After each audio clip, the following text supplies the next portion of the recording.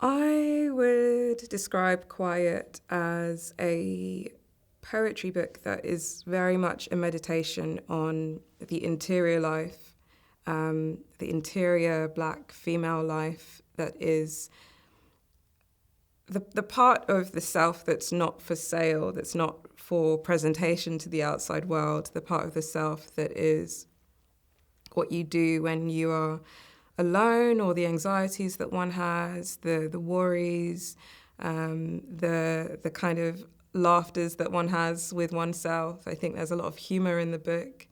I'm taking the mick a lot of the time in the book. I'm also really serious a lot of the time in the book. So I think that it's a book that is a space holding for that kind of interior landscape with all of the politics that surrounds it, and encroaches upon it and contributes to it. So it's a meditation, I would say, and it's something that I wrote in response to something I needed. So I guess it's quite personal too. I really feel that it's important to write what you need, and I don't mean that in a selfish way, as in, oh, I don't care if nobody reads the book. I do care. But I ironically, I think my whole life, the word quiet is a word that's always followed me. So even as a kid, it was like, oh, she's quiet. Or, even if I was also clever, or if I was also bookish or something, I was always quiet. And I wasn't always sure how I felt about that. I often felt that it was like a shortcoming, that I should have been more extroverted or something and to get further in life. So I think I carried that feeling with me for a very long time of, okay, yeah, like I'm quite a quiet person and I'm not sure how that's working for me, but I know that it's true.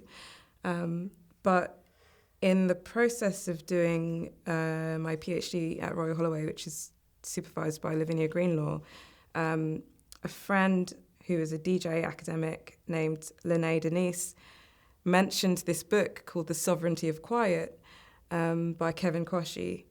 And when I read this book, it was like everything I had experienced in relation to that word became validated, in the sense of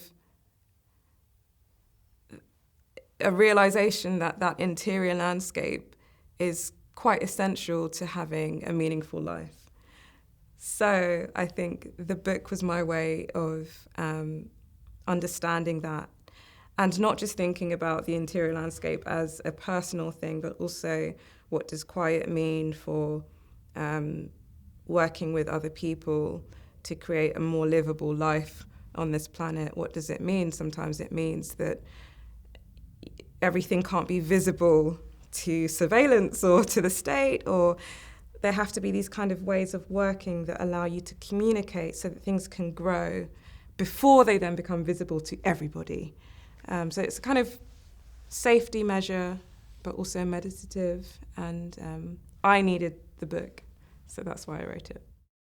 Like I say, I wrote this book for myself, and I don't mean that in a sort of light-hearted way. I feel that I wanted to be happy with what I wrote, and that would have to be my my measure for success, because I think poetry is also quite a fickle thing to be involved in sometimes, and you just don't know what's going to happen. So I was happy with this before it went out into the world, but now this has kind of come about, and I'm like, oh, it's not just me that likes this book, which makes me really happy. And also because I did do English Lit at uni, and T.S. Eliot, reading T.S. Eliot and spending weeks on like the wasteland, and just understanding these different layers, and also the essays as well.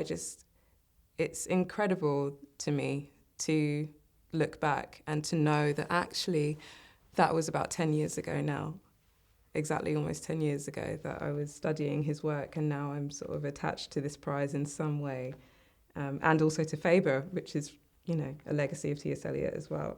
So it just feels really good. And I think it's an encouragement that I don't take lightly, because sometimes you don't know what will become of your work. But this feels like I